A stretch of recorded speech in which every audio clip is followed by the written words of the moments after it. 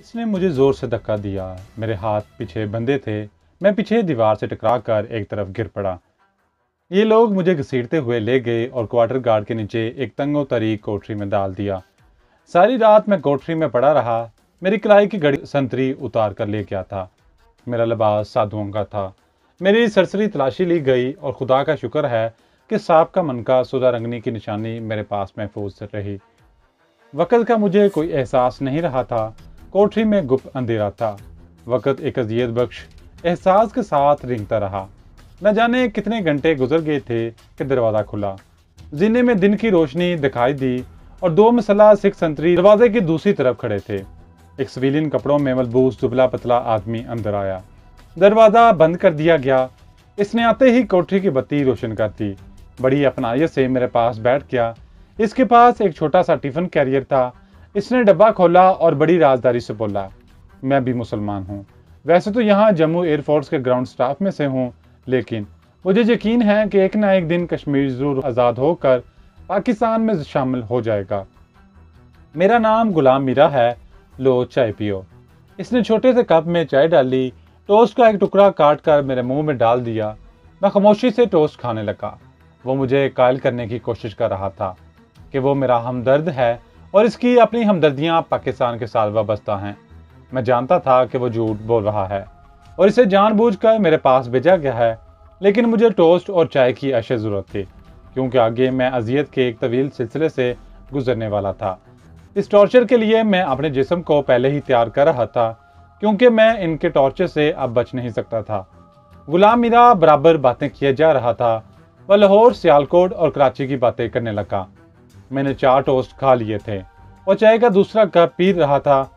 मैंने गुलाम मीरा की तरफ गहरी नज़रों से देखा और कहा, मैं पाकिस्तानी जासूस नहीं हूँ। मुसलमान ज़रूर हूँ, मगर मैं जनूबी हिंद का रहने वाला हूँ। गुलाम मीरा बोला, जनूबी हिंद के थे तो फिर तुम इस पाकिस्तानी जासूस से मुलाकात करने क्यों आए थे? मैंने कहा, इसलिए कि विंग कमांडर चाहता था कि मैं पाकिस्तानी जासूस से राज उगलवाऊं। गुलाम मीरा एक सेकंड के अंदर अंदर हिंदू डोगरा बन गया था। इसने उल्टे हाथ से मेरे मुंह पर इतनी जोर से थप्पड़ मारा कि कब मेरे हाथ से छूटकर गिर पड़ा।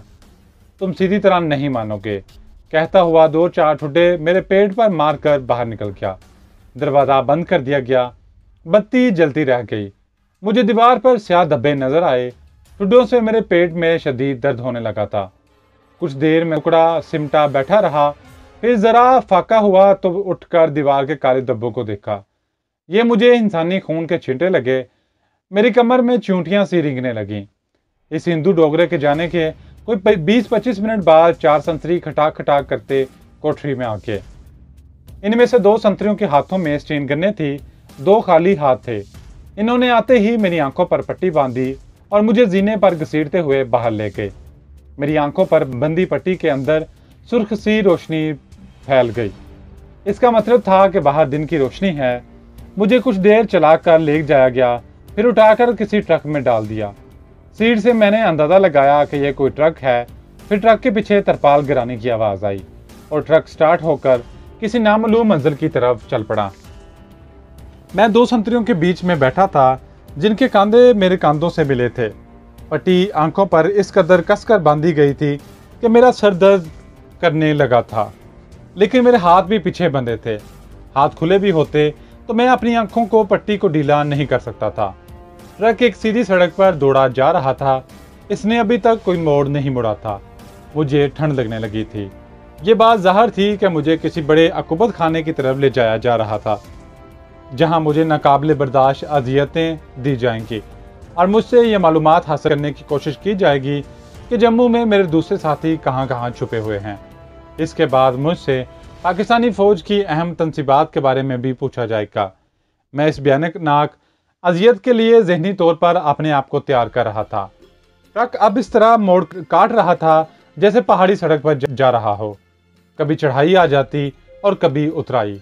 एक बार उतराई पर ट्रक देर तक चलता रहा, फिर एक तरफ को घुमा और रुक गया।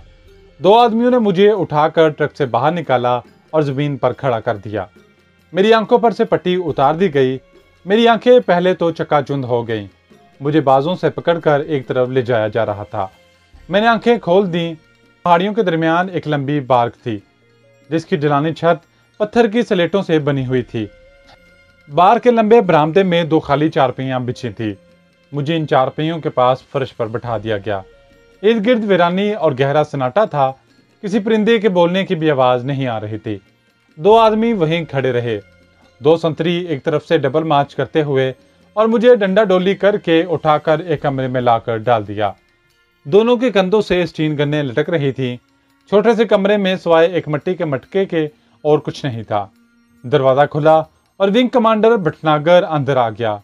इसके पीछे पीछे एक आदमी कुर्सी और टेप रिकॉर्डर उठाए हुए था। कुर्सी पर विंग कमांडर बैठ गया। टेप रिकॉर्डर फर्श पर रख दिया गया।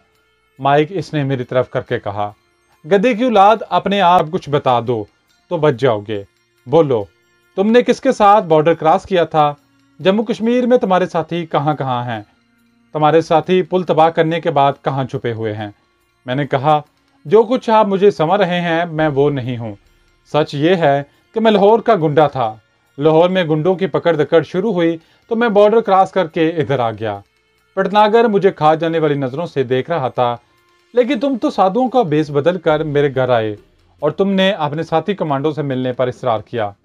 मैंने कहा, जनाब, मैं आप पर असर डालना चाहता था ताकि यहाँ आराम से साधु बनकर जिंदगी बसर कर सकूं। इतना कहता था कि मुझ पर ठुड्डों और गूंसों की बारिश शुरू हो गई। इन सब ने मिलकर मुझे इतना मारा कि दर्द से मेरी चीखें निकल गईं और मैं बेहोश हो गया। होश आया तो एक संतरी प्याले में पानी पिला रहा था। विंग कमांडर भटनागर ने आस्तीनें चढ़ा रखी थी। वो गजबनाक लहजे में बोला, तुम ज्यादा देर तक सच्चाई को नहीं छिपा सकोगे। अभी तुम्हें पूछगछ के कई सेंटरों की सैर कराई जाएगी। तुम्हें ऐसी ऐसी अजियतें दी जाएंगी कि तुम्हारी रूह भी कांप उठेगी। बेहतर है कि यहीं अपना बयान रिकॉर्ड करा कर अपनी जान बचा लो। मैं सब जानता था कि वो झूठ बोल रहा है। मैंने सारे राज बता भी दिए तो मेरा रिकॉर्ड दिल्ली, त्रिचनापुली और पठानकोट से मंगवा लिया जाएगा और जब सारी हकीकत सामने आएगी तो ये मुझे शूट कर देंगे। चनाचा मैं अपने पहले वाले बयान पर कायम रहा। मेरी फिर ठकाई शुरू हो गई। वो बड़ी बेदर्दी से मुझे ठुड्डे और मुक्के मार रहे थे। मैं कोई कमजोर मर्द नहीं था। मेरे अंदर काफी कुव्वत थी। जिस्म भी घुटा हुआ और फौलाद की तरह मजबूत था। लेकिन वो कुछ इस तरीके से मुझे मार रहे थे कि मेरी हड्डी टूटने लगी और मैं बेहोश हो गया। होश आया तो कमरे में अकेला फर्श पे पड़ा था। अंग अंग दुख रहा था। बड़ी मुश्किल से मैंने मटके में से थोड़ा सा पानी निकालकर पिया और नंगे ठंडे फर्श पर सीधा लेट गया। दिल में तरह तरह के ख्याल आने लगे। कभी अपने साथी कमांडो नंबर 9 का ख्याल आता कि इस पर क्या गुजरी होगी। कभी ये सोचता कि अब मेरा क्या इंजाम होगा। यहाँ से फरार मुझे एक नामुमकिन बात नजर आ रही थी, लेकिन मैंने हौसला नहीं हारा था। इस वक्त मेरा सारा बदन फोड़े की तरह दुख रहा था। कमबख्तों ने बुरी तरह से मुझे पीटा था। ये कोई अजियत नहीं थी। मैं खूब जानता था कि अभी मुझे आलाते हुकूमत के जरिए अजियत दी जाएगी। मैंने आंखें बंद कर लीं। न जाने क्यों मुझे इस वक्त स्याह फाम सुधारंगनी का ख्याल आने लगा। बुजुर्ग के मुकद्दस नक्श का भी ख्याल आया। ये सारे जराए, सारे राब्ते मुझसे टूट चुके थे और मेरी कोई मदद नहीं कर सकता था। न जाने दिन का क्या वजह होगा कि एक संतरी दरवाजा खोलकर अंदर आया और मेरे पास एक टीन का डब्बा रखकर वापस चला गया। मैंने उठकर देखा, टीन के डब्बे में 2 सूखी रोटियां ठूंसी हुई थी। भूख लग रही थी। मजबूरन सूखी रोटियां खाई, पानी पिया और जगह जगह से दुखते बदन को सहलाता लेट गया। रात को फिर पूछगिछ का सिलसिला शुरू हो गया। जब मैं अपने साबका बयान पर ही कायम रहा तो विंग कमांडर भटनागर के इशारे पर 2 संतरियों ने मेरे गले में कपड़ा डाला और इसे कसना शुरू कर दिया। मेरी आंखें बाहर को उबल आईं। सांस अकड़ गया। नजर के आगे तारे नाचने लगे। मैं बहाना बनाकर बेहोश हो गया कि कमबख्त इस जानलेवा अजियत से कुछ देर के लिए तो निजात मिलेगी। इन्होंने मुझे होश पाकर एक बार फिर लातों ठुड्डर से मारना शुरू कर दिया। मेरी चीखें निकल रही थी। भटनागर मुझे गालियां देते हुए बार बार कह रहा था, कब तक नहीं बकोगे। 2 दिन और 2 रातें मेरे साथ यही सलूक होता रहा। मैं अधमुआ हो गया था। जिस्म दर्द से फटा जा रहा था। बड़ी मुश्किल से अपनी जगह से हरकत कर सकता था। तीसरे रोज मुझे कुछ खाने को ना दिया गया। सिर्फ पानी पी कर गुजारा करता रहा। चौथे रोज मुझे 2 सूखी रोटियां खाने को मिली और 5वें रोज मेरी आंखों पर पट्टी बांधकर मुझे वहां से निकाला गया। मेरे अंदाजे के मुताबिक मुझे एक बंद ट्रक में बिठा दिया गया और ट्रक किसी नामालूम सिमत रवाना हो गया। करीबन 1 घंटे बाद मेरी आंखों पर से पट्टी खोल दी गई। अब मेरे हाथों में हथकड़ी डाल दी गई थी। 2 संतरी मेरे दाएं बाएं और एक संतरी ट्रक में मेरे सामने बैठा था। इनमें एक सिख था। ये इंडियन एयरफोर्स की वर्दी में थे। ट्रक देर तक चलते रहने के बाद एक जगह रुका। मुझे डबल रोटी के 2 टुकड़े और चाय दी गई। कुछ देर रुकने के बाद ट्रक फिर अपने सफर पर रवाना हो गया। अभी मालूम नहीं हो सका था कि मुझे कहाँ ले जाया जा रहा था। ट्रक तरपाल से ढका हुआ था। छोटे छोटे सराखों में दिन की रोशनी अंदर आ रही थी। ट्रक अब पहाड़ी रास्तों से निकलकर मैदानी इलाकों में आ गया था और दरमियानी रफ्तार से चल रहा था। सूरज गरूब हो रहा था कि ट्रक एक जगह घूमकर रुक गया। संतरी तरपाल उठाकर बाहर कूद गए। बाहर जाते ही इन्होंने स्टीन गन्ने तान ली। मुझे ट्रक से बाहर निकाला गया। मैं एक रेलवे स्टेशन के सामने खड़ा था। भला इस रेलवे स्टेशन को मैं कैसे नहीं पहचान सकता था। इस शहर से मेरी कमांडो जिंदगी का आगाज हुआ था। यह अमृतसर का रेलवे स्टेशन था। लोग एक साधु को हथकड़ी में देखकर जमा हो गए। जब इन्हें मालूम हुआ कि मैं पाकिस्तानी जासूस हूं तो मेरे खिलाफ नारे लगने शुरू हो गए। संतरी मुझे बड़ी मुश्किल से लोगों के दरमियान से निकाल कर रेलवे स्टेशन के अंदर ले गए। मुझे वेटिंग रूम में मुसल्ला संतरी की हिफाजत में फर्श पर बैठा दिया गया। वेटिंग रूम की घड़ी रात के 8 बजा रही थी कि मुझे बाहर निकाला गया। प्लेटफॉर्म पर जनता एक्सप्रेस खड़ी थी। लोग एक बार फिर मेरे गिर्द जमा हो गए। संतरियों ने मुझे एक फौजी डब्बे में बिठाया। दरवाजों पर मुसल्ला गार्ड खड़े हो गए। 8:40 पर जनता एक्सप्रेस अमृतसर से रवाना हुई। सीढ़ियों वाला पुल गुजर गया। कंपनी बाग वाला भी पुल गुजर गया। शरीफपुरे की रोशनियां नजर आने लगी। ये भी पीछे रह गई। ट्रेन ने रफ्तार पकड़ ली थी। 9:30 बजे ट्रेन जलंधर के रेलवे स्टेशन पर पहुंची तो मुझे बाहर निकाल लिया गया। मैं समझ गया कि मुझे जलंधर के मिलिट्री इंटेरोगेशन सेंटर ले जाया जा रहा है। अमृतसर के बाद यही पंजाब का सबसे खतरनाक और खौफनाक इंटेरोगेशन सेंटर था, जिसका नाम सुनकर बड़े बड़े जासूसों की रूह कांप जाती थी। स्टेशन के बाहर मेरे स्वागत के लिए चारों तरफ से बंद फौजी जीप तैयार खड़ी थी। जलंधर शहर के बाजारों में से गुजरती jeep Jalandhar military interrogation centre के दरवाजे पर जाकर रुक गई। यह दरवाजा किसी जेल खाने से कम नहीं था। मुसल्ला गार्ड का पहरा था। ड्यूटी में एक दफ्तर था जहां मेरे बारे में जरूरी अंदराज वगैरह किया गया। मेरी आंखों पर पट्टी बांध दी गई। 2 सफेद पोश इंटेलिजेंस वाले मुझे हथकड़ी समेत एक तरफ लेकर चले गए। फूल बलियों में से गुजार कर ये लोग मुझे एक कमरे में ले गए, जहां इन्होंने मेरी आंखों की पट्टी खोल दी। छत के साथ 2 रस्से लटक रहे थे और दीवार के साथ लोहे का एक स्ट्रेचर नुमा शिकंजा पड़ा था। मुझे दी जाने वाली अजियतों का अलमनाक बार शुरू हो गया था। जलंधर इंटेरोगेशन में मुझे जो अजियतें दी गईं, इन्हें याद करके आज भी मेरी रूह कांप उठती है। मेरे जिस्म को आहनी शिकंजे में फंसा कर कसा गया। सारा दिन मुझे छत से उल्टा लटकाए रखा गया। मेरे जिस्म में पानी दाखिल करके पेट को नौबत की तरह बजाते तो मेरी चीखें निकल जाती। नाजुक हिस्सों को जलते सिगरेटों से दागा गया। मैं बेहोश हो जाता तो मेरे होश में आने का इंतजार किया जाता। होश में आता तो तशद्दुद का बेमाना सिलसिला दोबारा शुरू हो जाता। मेरी हालत इतनी नाजुक हो गई कि मैं मौत की दुआएं मांगने लगा। लेकिन इन तमाम अजियतों के बावजूद मैंने इन्हें वो मालूमात ना दी जो वो मुझसे हासिल करना चाहते थे, यानी ये कि मेरे साथी भारत में कहाँ कहाँ पर हैं, इनका खुफिया कोड क्या। मैंने एक ही रट लगाए रखा कि मैं रज़ाकाराना तौर पर अकेला ही जासूसी करने भारत आया था और मेरा यहाँ कोई साथी नहीं है। इसकी वजह यह थी कि एक तो इन्होंने मुझे जम्मू में रंगे हाथों पकड़ा था। दूसरे, ये बात भी इन पर खुल गई थी कि मैं हिंदू साधु नहीं हूँ बल्कि मुसलमान हूँ। इनके सामने मैं अपने आप को बेगुनाह साबित नहीं कर सकता था। बस इतना एतराफ़ ज़रूरी था कि मैं रज़ाकार जासूस हूँ और अपने तौर पर भारत आया था। जब वो लोग मुझसे अपनी बात ना मनवा सके और इन्हें मेरे पिछले रिकॉर्ड का भी कुछ इल्म ना हो सका, तो मुझे इंटेरोगेशन सेंटर के अकुबत खाने से निकाल कर सेंट्रल जेल में पहुंचा दिया गया। 1 महीना मुझे फांसी की तंगो तारीख कोठरी में बंद रखा गया। फिर जराइम पेशा कैदियों के वार्ड में मुंतकिल कर दिया गया। चूँकि मैं पाकिस्तानी जासूस मशहूर था, इसलिए जेल के हिंदू और सिख कैदी मुझसे बुरा सलूक करते। आते जाते मुझे गालियाँ दी जाती। मैं लोहे की सलाखों वाली बैरक के कोने में चुपचाप बैठा दूर जेल की ऊंची दीवार को देखता रहता। इस दीवार के दोनों कोनों पर ऊंची मचानें बनी थीं, जहां सिपाही हर वक्त पहरा देते थे। अजियतें बर्दाश्त करते करते मैं कमज़ोर हो गया था। मुझे यही बताया गया था कि मेरा चालान ही अदालत में पेश कर दिया जाएगा, मगर वो वक्त ना आना था ना आया। सेंट्रल जेल में आने से इतना ज़रूर फ़ायदा हुआ कि मुझे अजियत और तशद्दुद से निजात मिल गई थी।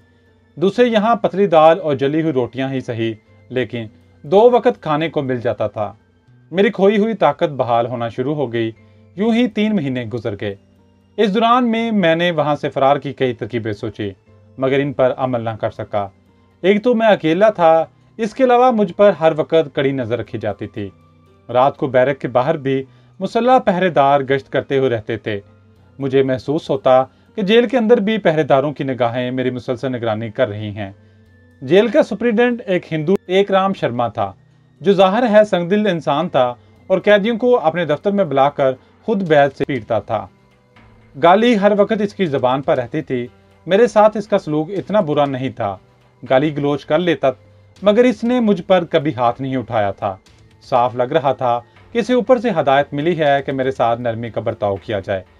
शायद हकामे वाला को अभी तक यकीन था कि अगर बाहर कोई मेरा जासूस साथी है तो वो किसी न किसी रूप में मुझसे मुलाकात करने जरूर आएगा। हफ्ते में एक रोज जब मुलाकात का वक्त आता तो मुझे बैरक से निकाल दिया जाता और पहरेदार जानबूझकर इधर उधर हो जाते। मैं इनकी इस चाल को बखूबी समझ रहा था, लेकिन अव्वल तो मेरा कोई साथी जासूस ही नहीं था, और अगर होता भी तो वो कभी मुझसे मुलाकात करने ना आता। ताहम मैं मुलाकातों के वक्त जेल के सहन में चल फिर कर कैदियों से मुलाकात करने वालों का मुशाहदा करता। मैंने वहां से फरार होने के मंसूबे पर गौर करना शुरू कर दिया था। अगरचा कोई वाज़ेह तरकीब मेरे जहन में नहीं आई थी। जेल में मेरी एक सिख कैदी से सलाम दुआ हो गई थी, जो डाके और कत्ल के जुर्म में उम्र कैद की सजा भुगत रहा था। इसका नाम गुम्मन सिंह था। ऊंचा लंबा जात का जट था। दाढ़ी को ऊपर खींचकर रुमाल से बांधे रखता था। आंखें खूनियों जैसी थी, मगर दिल का साफ और बेलोस था। खरी बात मुंह पर कह देता। सुप्रीडेंट जेल भी इससे डरता था और इसको कभी गाली वगैरह नहीं देता था। गुम्मन सिंह से सारे कैदी खाइफ रहते थे और इसकी बड़ी आवभगत करते थे। वो मशहूर था कि गुम्मन डकैत ने 12 खून किए हैं। गुम्मन सिंह डकैत से मेरी दोस्ती की इब्तिदा एक इत्तफाकी हादसे से हुई। वो नाभा जेल से जलंधर की सेंट्रल जेल में लाया गया था। इसे यहाँ आए अब 1 महीना ही हुआ होगा कि सारी जेल में इसकी बदमाशी की दाग बैठ गई। इसकी मुलाकात को बड़े बड़े पगड़ों और रेशमी लाचों वाले अमीर सिखाते और इसे हर रोज बाहर से खाना भी पहुंच जाता था। और जब कभी इसे शराब मिल जाती तो नशे में बदमस्त होकर वह बड़ा उद्यम मचाता। गुम्मन सिंह डकैत ने एक रोज शराब के नशे में सुप्रीडेंट शर्मा को गाली देकर कह दिया कि अगर इसने इसके खिलाफ शिकायत की तो वो जेल में रहकर भी इसके सारे खानदान को कत्ल करवा देगा। शर्मा डर गया और गुम्मन सिंह डकैत के सामने आने से हमेशा गुरेज करता। एक दिन बारिश के बाद मौसम खुला तो गुम्मन सिंह डकैत बैरक से निकलकर पीपल के दरख्त तले ईंटों के चबूतरे पर बैठ गया। 2 कैदी इसकी पंडलियां दबाने लगे। गुम्मन सिंह डकैत अपनी दाढ़ी रुमाल में बांधकर ऊपर चढ़ा रहा था कि अचानक इधर से मेरा गुजर हुआ।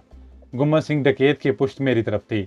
मैंने देखा कि पीपल के तने में से एक काला सांप निकलकर गुम्मन सिंह की तरफ बढ़ रहा था। जो 2 मशकुती गुम्मन सिंह की मुट्ठी चापी कर रहे थे, इनकी नजर भी सांप पर ना पड़ी। मैं बेख्तियार चलाया। गुम्मन सिंह सांप। गुम्मन सिंह अपनी जगह से उछला, मगर इतने अरसे में सांप इसे डस चुका था। पहले तो गुम्मन सिंह को पता ही न चला। मशकती भाग गए। सांप ने गुम्मन सिंह की रान पर डांसा था। वो तोहमत उठाकर अपनी रान को देखते हुए बोला, ओए रंग मार गया है। सांप का जहर अपना असर दिखाने लगा था। गुम्मन सिंह को चक्कर आ गया। वो बैठ गया और जहां सांप ने काटा था इस जगह अपनी पगड़ी उतार कर बांधा। मैं लपक कर इसके पास गया। मेरी तामल से आफा महबूबा सुधा रंगनी का दिया हुआ सांप का मनका इस वक्त भी मेरे पास ही था। मैंने इसे चिथड़े में लपेट कर अपने बाजू के साथ बांध रखा था। बुरे से बुरे हालात में भी मैंने इस मनके को अपने से जुदा नहीं किया था। इसके बारे में मैं हर किसी को मैंने यही बताया था कि ये काला पत्थर मेरी वालदा की निशानी है, जो उसने मरते वक्त मुझे दी थी, और कहा था कि इसे अपने से कभी जुदा न करना। खुदा जाने क्यों ये सुनकर किसी ने मुझसे इस मनके के बारे में कोई सवाल नहीं किया था। मैंने इंटरोगेशन सेंटर में जानलेवा तशद्दुद बर्दाश्त किया। इस वक्त भी यह मनका मेरे पास ही रहा। मैंने गुम्मन सिंह को लेट जाने का कहा और बाजू पर बंधा चिथड़ा खोलकर मनका निकालकर गुम्मन सिंह की रान पर इस जगह रख दिया जहां सांप ने काटा था। वहां शोर मच गया। कैदी जमा हो गए। सिपाही और पहरेदार भी आ गए। मैंने ये कहकर किसी को करीब न आने दिया कि मैं सुलेमानी मनके पर दम पड़कर शाम का जहर जायल करने में कोशिश कर रहा हूँ। सुधा रंगनी के शाम का मनका इंतहाई सुरी अल असर था। इसने देखते ही देखते शाम का सारा जहर चूस लिया। गुमन सिंह को बैरक में ले जाकर लुटा दिया गया। सुप्रिंटेंडेंट जेल और वार्डन भी वहां आ गए। गुमन सिंह का बयान और मेरे अलावा मुश्किल कैदियों की भी शहादतें कलमबंद की गई। गुमन सिंह को गर्म दूध पिलाया गया। शाम तक वो बिल्कुल ठीक हो गया। इस वाकये ने गुमन सिंह को मेरा गर्विदा बना दिया। आदमी बहादुर और दिल का खरा था। एक रोज कहने लगा, करमदीन तुम जो नौजवान हो, अगर तुम सचमुच पाकिस्तानी जासूस हो तो मुझे बता दो। मेरा बाहर बड़ा असर रसूख है, मैं तुम्हें यहाँ से निकलवा दूंगा। मैंने अपना नाम करमदीन बताया हुआ था। मैं अपना राज कभी इस पर नहीं जाहिर कर सकता था। मैंने इसे भी यही मनगढ़ंत कहानी सुनाई कि मैं पाकिस्तानी जरूर हूँ, मगर भारत की सैर करने और भारतीय फिल्में देखने के लालच में सरहद पार करके यहाँ आ गया। तमिलनाडु तक घूमता फिरा। जम्मू में पुलिस को मुझ पर शक हुआ तो साधु का बेस बदल लिया।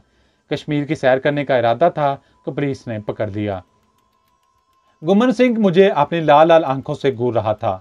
मुस्कुराया और बोला, आदमी तुम बड़े पक्के हो। फिर मेरे कांधे पर हाथ मारकर बोला, करमदीन कुछ भी हो, असी तुम्हारे यार हैं।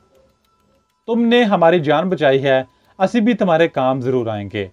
गुमन सिंह को बाहर से जो खाना आता वो मुझे इसमें जरूर शरीक करता, मगर मैं इससे ताल्लुकात इस्तवार करने के बारे में बड़ा मोहतात था। अपने तौर पर मैं वहां से फरार होने की तरकीबों पर गौर करता रहता था।